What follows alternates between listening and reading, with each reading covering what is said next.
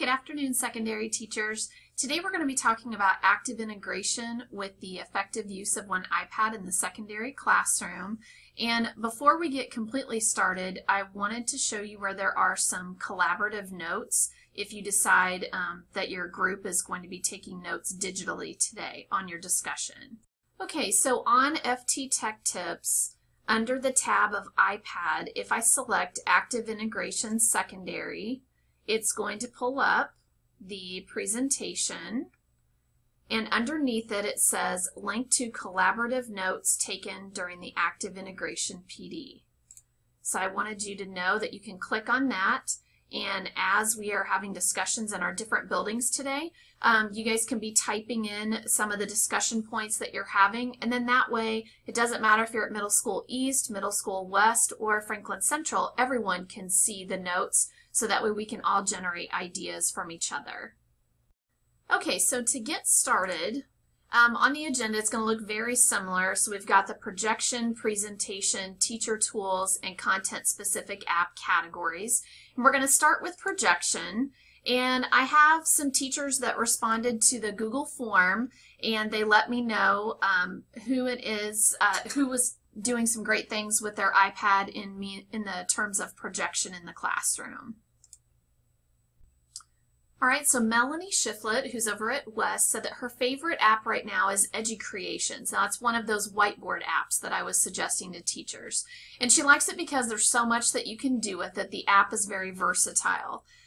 Laura Laverne, who's also at West, said that the iPivo, which is the iPivo whiteboard app, has been the most helpful app so far. It's really amazing how well students respond to have their work displayed on the screen up front. I have students who are normally very apathetic in their schoolwork come to life simply because their work was displayed as exemplary. I love that such a simple app can have that positive of an impact on many of the struggling students. So that's a great point to make. I'm going to show you a video clip of a teacher who's at the high school, and she has started using Canva, and she's been projecting Canva onto the screen, and she's going to talk about how she uses it for bell work.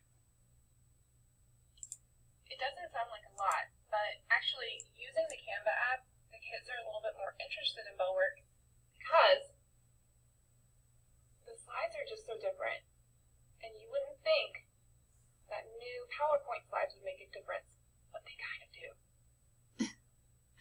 So I like how she says that you know, just mixing it up for the students, being able to project, you know, how you saw her doing that with her iPad, but utilizing the app Canva just to give them some variety is really keeping the kids engaged. Okay. Jamie Ledbetter, who's at FC, has said that she loves projecting her notes using Google Slides, Keynote, and PowerPoint, and I like how she said she's trying to decide which that she likes best. So when she's using those tools, for instance, if you're using Keynote, because I had someone ask me this question, you can import a PowerPoint into Keynote, which is the Apple version of like PowerPoint. And what's nice about that is that you can annotate over the top of your presentation while you are doing it. So if you haven't tried using Keynote, some of you may want to take a look at that. She also likes projecting worksheets using Word to be able to write on them and then go through the answers together. Patrick Rowland, who's at West, says that he loves the whiteboard apps because they allow him to highlight text on documents and walk around the room while putting text instructions onto the board. Okay. Tracy Straight, who's a science teacher over at East, has been using the whiteboard app by creating some flipped lessons. She used Stage Pro, and she created a flipped lesson on the Punnett Square. If a student was absent or gone in the morning, then she let them use headphones, and during Pride, then the student could re-watch that lesson if needed. And I have a clip of her lesson on the next slide.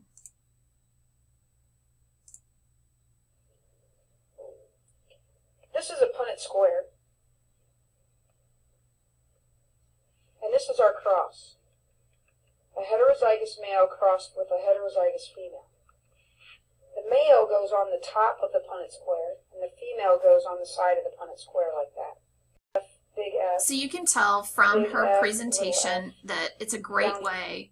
It's a great way to have students review a concept if you need that.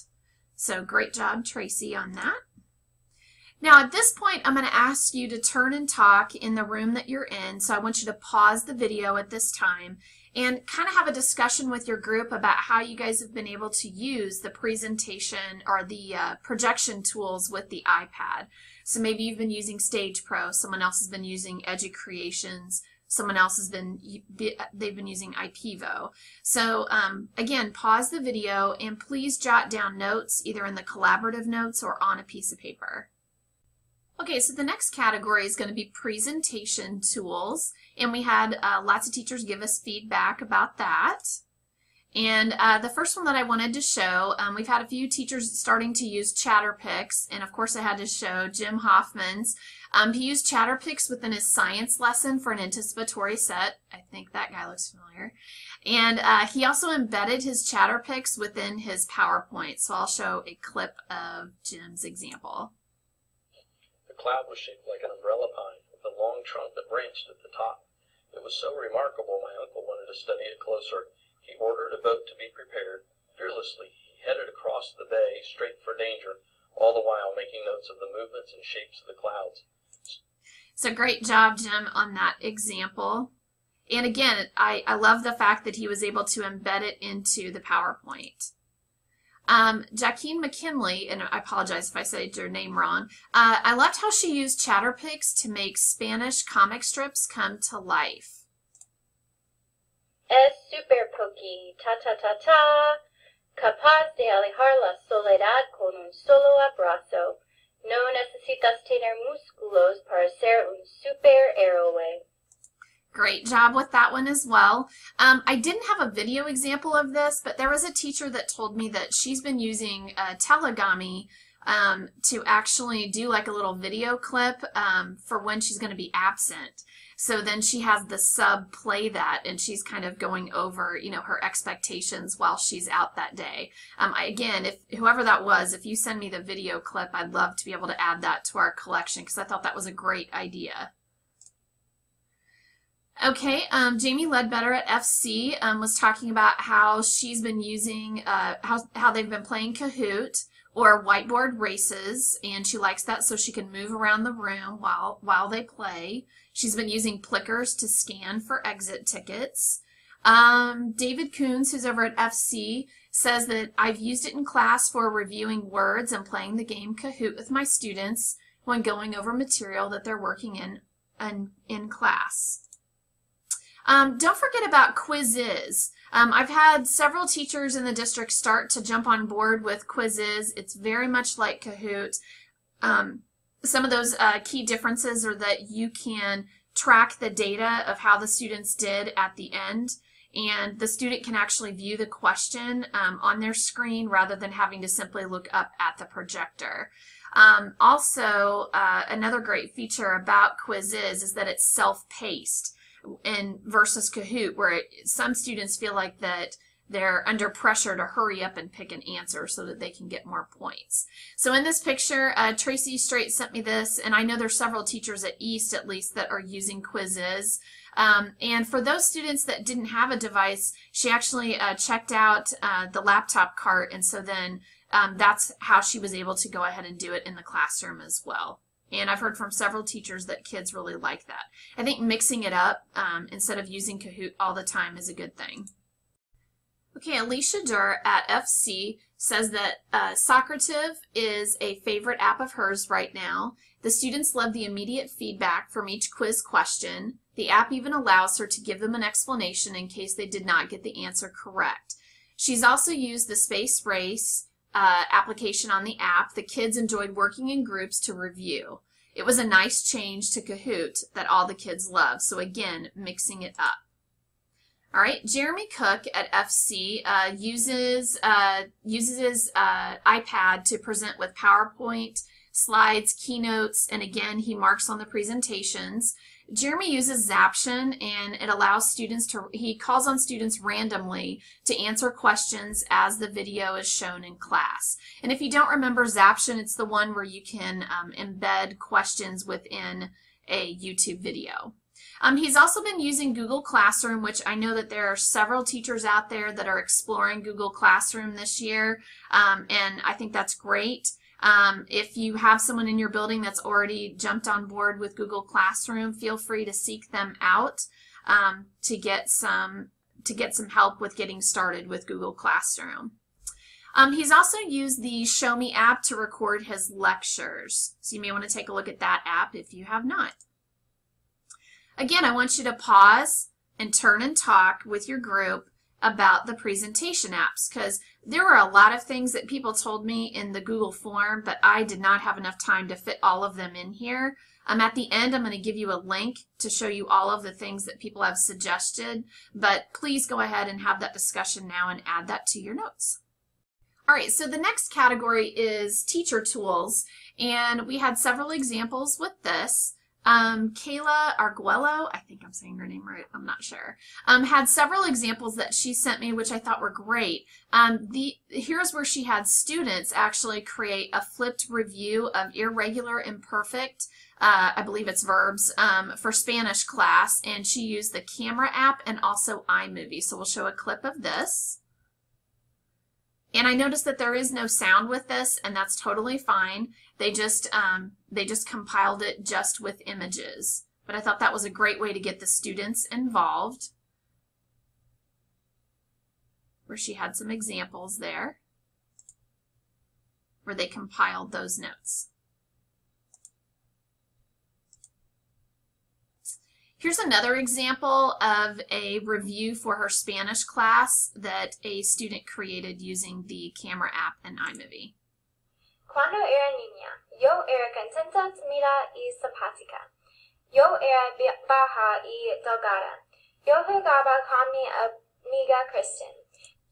So again, this is a great way to use those simple tools when you've got that camera app, easy video taking, getting snapshots of pictures, combining it into iMovie. It's really pretty seamless, so make sure that you consider that. And I didn't get the video clip of it, or maybe I couldn't find it, but I know that I have some art teachers that were recording flipped lessons, and then they were splicing some sections to put it into iMovie, and they were working on that as well. Speaking of art, Kelly Barnes put in the Google form, when she says we, she means her and Veronica Curtis. It says, we use the iPad in the visual arts classrooms to inspire creativity and push the limits for integrating technology into their artwork. Students take selfies for projects to use in a drawing or painting. If a student wants to search for an image to use as a visual reference, we can search for it on the iPad and have thousands of examples at our fingertips. We can now show examples of artwork using Google Slides while walking around the room during a presentation, or even take a photo of student work to share with the community via social media. So here's one example that she had, and I liked that she even asked the student to talk about how they use it. Hi, I'm Annie, and I'm going to tell you how we use the iPads in our art room. We use the iPad to take selfies for some of our drawings, and we also use it to get inspiration for some of our paintings. So there's a little snapshot of that. And speaking of the Selfies project, Veronica Curtis talked about that, how the students have used the iPad in her room to take photos for different projects. She's also used it for PowerPoints and videos, allowing her to be able to move around and work with students in real time. Okay. Another app that that Kayla has been saying that she's using a lot, and I've heard multiple teachers saying this as well, being able to have Google Drive. And when I say that, the fact that students can access their Google Drive. My students can now use the Drive, and so I can access materials anywhere. They're no longer tied to a P drive or a flash drive to do a project. Randy Tolbert, who's at FC, says that she likes using the Flipboard app and Newsela app because she can put news articles on the screen and talk about them easily with her students. Okay? I want you to go ahead and pause the video again and talk about some teacher tools. I know I had some teachers name off some other apps that we didn't mention at the training, but they were some good ones. So make sure that you pause this and have that discussion with the group that you're with. All right, the last portion is focusing on those content-specific apps. And I know it's been a pretty quick amount of time to leap back into the active integration. So I'm not sure how many of your departments have had a chance to dive into the content-specific. If you have some people in your department that have, then I'd like for you to take this opportunity to share out what are some of those content-specific apps that you like that you've been able to use in the classroom. So obviously this is going to depend upon the group that you're sitting in, and you should be sitting with your department. But I do want you to go ahead and pause and turn and talk about how you have used those content-specific apps. Okay, to wrap things up, I wanted to show you first this graphic, and this is when I'm coming out for additional support, which I am coming out to your buildings. I know East, I'll be seeing you tomorrow, and West, I will be there on Friday. FC, I will be in your building next week. I'm telling teachers to take a look at this chart because you need to decide where you're at with the iPad. Are you afraid of breaking it? You have no idea what to do? If you're in that survival mode, then make sure that when you meet with me, that you have me help you with getting started with just, 1 or 2 apps. But again, take a look at this image and see where you fall and how I can best support you when I'm in your building or even when you need to email me. I also wanted to point out that back on that web page, and remember it's under the iPad tab, there's one that says Active Integration Secondary. That's where all the resources that I discussed today are going to be located. Again, there's the link to the collaborative notes. There's also a link to the integration ideas from secondary teachers across the district that completed that form. So you can take a look, and I would highly suggest that you do because there's a lot of great stuff in there.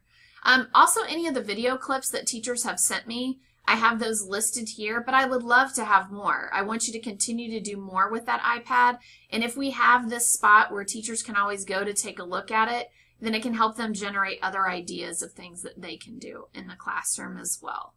All right, so I'm going to sign off, and I hope you guys have a great rest of your day.